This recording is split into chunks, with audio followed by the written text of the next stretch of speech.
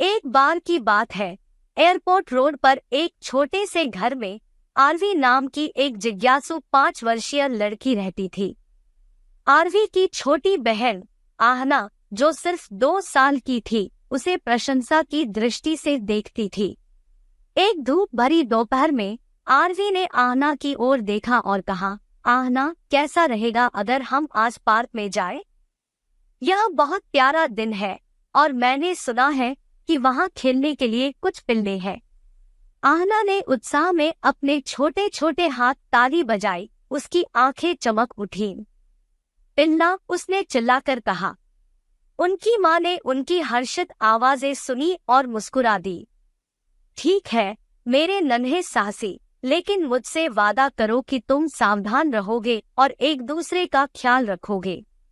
हम वादा करते हैं, माँ। जब वे अपने जूते पहनने के लिए दौड़े और दरवाजे से बाहर चले गए, तो आरवी ने अपनी बहन का हाथ पकड़ते हुए आवाज लगाई।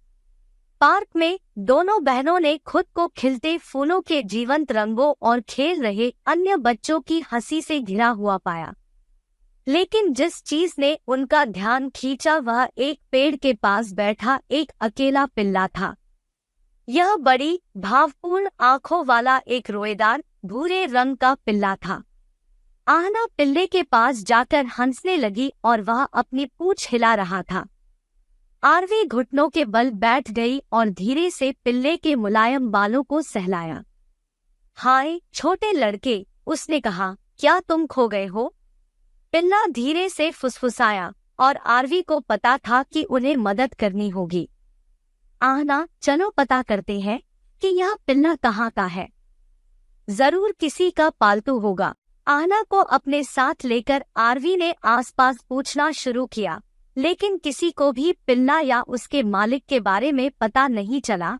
जैसे ही वे चिंतित हो रहे थे, उन्होंने पास के पेड़ पर एक खोए हुए कुत्ते का पोस्टर देखा। इसमें उसी पिल्ले की तस्वीर थी जो उन्हें मिला था।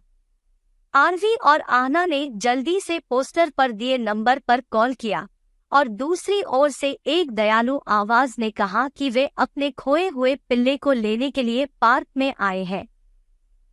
जैसे ही वे इंतजार कर रहे थे, आरवी और आहना ने पिल्ला के साथ खेला, यह सुनिश्चित करते हुए कि वह सुरक्षित और प्यार महसूस करे।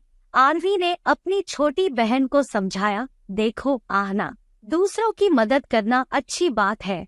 हमने यह सुनिश्चित किया कि यह पिल्ला घर वापस आ जाए। उनकी मां पार्क में पहुंची और अपनी बेटियों को सुरक्षित देखकर राहत महसूस की और पिल्ला अपने मालिक से मिल गया। उसने आरवी की दयालुता और जिम्मेदारी के लिए उसकी प्रशंसा की।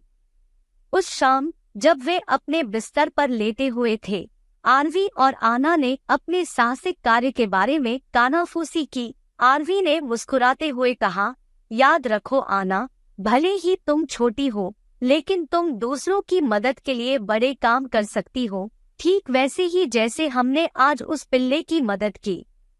आहना ने नींद से सिर हिलाया। उसकी आंखें झुक गईं। सपनों की दुनिया में जाने से पहले उसने बुदबुदाया, पिल्ला। अच्छा। और इसलिए तारों से भरे रात के आकाश के नीचे आरवी और आहना ने दूसरों की मदद करने की खुशी सीखी, चाहे वे कितने भी छोटे क्यों न हो, और वे जानते थे कि एक साथ उनका रोमांच अभी शुरू हुआ था।